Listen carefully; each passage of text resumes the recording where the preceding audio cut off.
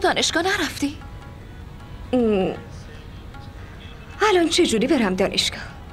مثل اینکه از آن صبح بابا رفته خونه عمه، دستور داده که 2 دختر حق ندارن پاشونو از خونه بیرون بذارن. مامان هیچی نگفته؟ گفته. داشتم باهاش حرف میزدم. گفتم اگه دانشگاه نرم اینجوری از درسام عقب میافتم. مامان میگه توی جنگ اونایی که توی خونه نشستنم ضرر میکنن. جنگ چیه؟ جنگ مامان و بابا به علاوه جنگی که بین تو و باباست. حالا چرا رفته خونه عمه؟ برای اینکه کار عروسی تا انجام بده. شنیدم عمران مقیس از دبی برگشته. بابا ساعت 7 رسیده اونجا و الان 1:10. معنیش اینه که تا الان قول و قرارای عروسی تو با اونا گذاشتن. الانم احتمالاً دارن تصمیم میگیرن که بله برون رو بگیرن یا نه. آفرین. دیگه برای بله گفتن آماده شو. تا غروب عمران مقیس کارتشم چاپ کرده و با خودش آورده. بابا میاد که به تبریک بگه. وایسا ببین من چی کار میکنم. مثلا میخوای چی کار کنی ها؟ با جیغام محله رو میذارم رو سرم، گریه میکنم و میزنم تو سر خودم. دخترها خیلی وقت دارن از این کارا میکنن. بگو کار جدید چی داری؟ جدید چیه؟ گریه کردن و جیغ زدن که دیگه فایده ای نداره. باید کاری کنی که بابا غافلگیر بشه. یه کار خیلی جدید. خب چی بگم؟ رو چه حسابی گفتی میخوای با پسری عروسی کنی که ازش خوشت میاد؟ اونو فقط برای این گفتم که از عمران مقیس خوشم نمیاد. همین؟ آره همین. بقیه‌ش رو دیگه میبینی مامان چی کار میکنه. مامان هیچ کاری نمیکنه. اون فکر میکنه تو لج میکنی یا با عمران مقیس ازدواج نمیکنی. اگه خدایی نکرده موفق شدی اون وقت دیگه زن علی حمزه میشی. خدا رحم کنه. اگه به خودت رحم کنی اون وقت خدا هم بهت رحم میکنه. خب من چی کار کنم؟ یعنی بیشتر از این چی کار میتونم بکنم؟ آهان نظرت چیه تهدیدشون کنم که سم میخورم؟ ها؟ فقط تهدید؟ پس میخوای سم بخورم بمیرم؟ حتما الانم میخوای بگی دخترها خیلی وقت این کارا رو میکنن. آروم بشین و فکراتو بکن زلیخا نور محمد. ببین چه کاری میتونی بکنی وقتی هر دختری شنید حتی تو خوابشون هم ندیده باشن، چه برسه اینکه تصورش بکنن. امتحان سختی داری. برای اینکه قبول بشیم اولین تلفاتتو من دادم که درسمو ول کردم.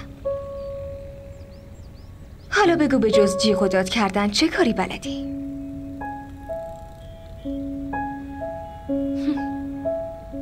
نمیدونم. آفرین داری. از آخر بابا خشک و ترمونو میسوزونی. فکر کنم تو هم به سیاستمدارای پاکستانی رفتی. وقتی جو میگیرتشون میگن ما با آمریکا میجنگیم. از سلاحاشون گرفته تا کشتی و ناوهای جنگیشون رو توی اقیانوس آرام غرق میکنیم. سبحان الله. بعدن که دستگیر میشن میفتن زندان. میبینی که زناشون گل دستشون گرفتن و دم سفارتخونه آمریکا وایسادن برای کمک. خیلی خوب. بیا پایین، مامان منتظر بری صبونه بخوری. هرچی که باید بخوری تا قوی بشی توی محتوای صبونه هست. اما مامان خبر نداره که خوردن صبونه قوی به درد بهتر جنگیدن نمیخوره. آخر رو کسایی که ارادهشون ضعیفه ویتامین C اثر نداره.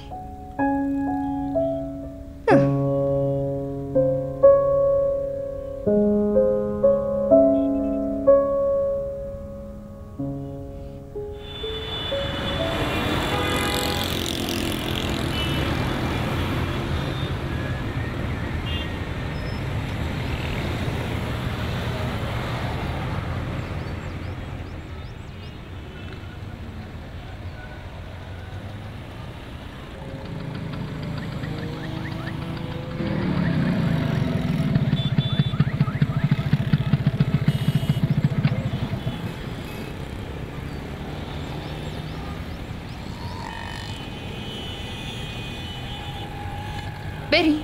آماده ای؟ آره بریم.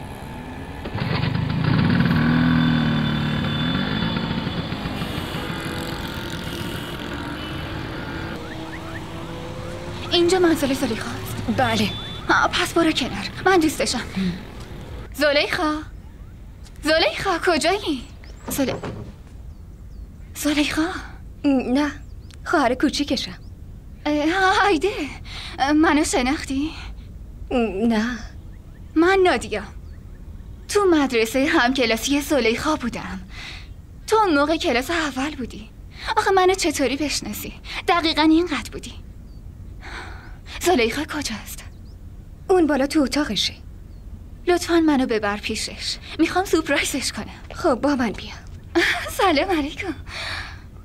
علیک سلام، زنده باشی. تو دوست زلیخا هستی؟ چند وقته که ندیدیش؟ بله خانم، رفته بودیم اندونزی. پدرم منتقل شده بود اونجا. همین ماه پیش برگشتم. از اون موقع دنبال زلیخا. سلام علیکم. علیکم فکر کنم قبلا اسم تو شنیدم. باشه، میتونی بری پیشش. بیا. راهنماییش کن.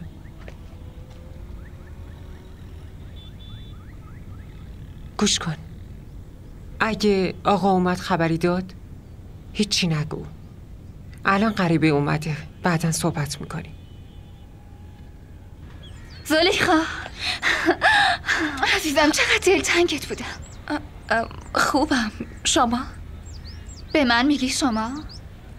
یعنی منو نشناختی؟ شرمنده، ولی من نادیا احسان. آهان که اینطور. ولی حرفتو بزن دیگه. منو یادت نمیاد. کجا همو دیده بودیم؟ تو مدرسه. اونجا با هم همکلاسی بودیم. کجا؟ همه چیزو یادش رفته. بشینین. اینو ببین چطوری وایساده زل زده به من. یادته؟ تو بچگیشم همینطوری تعجب میکرد. یه چای بهمون میدی؟ یا همینجوری نگامون میکنی؟ نه بابا، الان میارم. منو ببخشی. باور کن هنوز نشناختمت. تو کدوم مدرسه با هم بودیم؟ چون من از کلاس اول تا 4 3 مدرسه عوض کردم. برای همین میپرسم. داشتم دروغ میگفتم. ما تو هیچ مدرسه‌ای با هم نبودیم. حدود 1 ماه پیش یه پسر تو قطار دیده بودت. بعد اون به اسم پستچی اومد در خونتون. یوسف؟ آره، من خواهر دوستشم. به خاطر اون اومدم پیشت.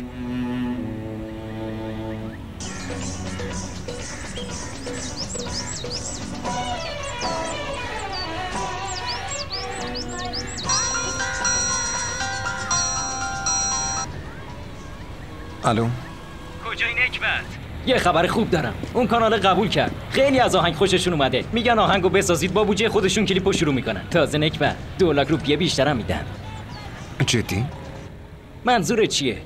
چرا از خوشحالی داد نمیزنی؟ من به خاطر اینکه خونم. دروغ میگی؟ نه دروغ نمیگم، راست میگم. این روزا از تو خونتون ریکشا رد میشه؟ تلویزیون روشنه، صدای اونه. واقعا؟ صداشو قطع کن. نه، تلفن قطع کن، من میام. نه نیازی نیست. من الان میرسم خونه. بیا اونجا. چقدر دیگه میرسی؟ حد اکثر 1 ساعت.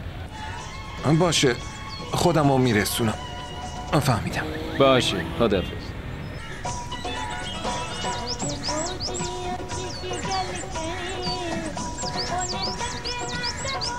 مشترک مورد نظر در دسترس نمی باشد.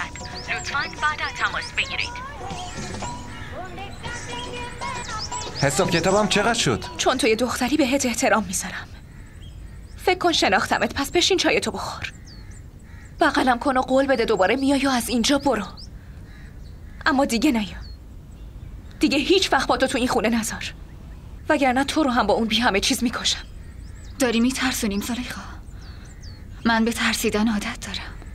من نیومدم تو رو ببینم. از اونم نمیترسم. اون تو رو دوست داره. اون وقت چرا؟ هیچ وقت این سوالو از عاشقا نمیپرسن. میزنم تو دهنش. بزنی تو دهنش که چی بشه؟ دلشو بشکنی؟ من به دل اون چی کار دارم؟ اصلا بره به جهنم. اون میخواد ببینتت. تو الان چی گفتی؟ چرا برم ببینمش؟ اون با خودش چه فکری کرده که همچین چیزی رو از من میخواد؟ عشق خیلی حق به خودش میاره زلیخا.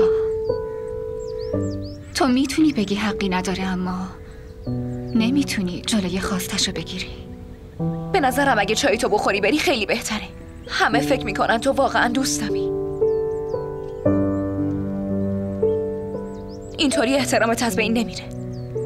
از این نمیترسم. پس بهتره از اینجا بریم. اون میخواد یک شنبه هفته آینده ببیندت. ساکت شو. اگه تو نیای بازم منو میفرسته. منم مجبورم بیام. نمیتونم بهش نبگم. پس بهتره که بهم قول بدی میای، یا اینکه منو ذلیل کنی یا از اینجا بیرون بندازی. فقط از اینجا برو. دلیلی ندارم که بخوام ذلیلت کنم. باشه. دارم چای میارم. وایسا. بشین.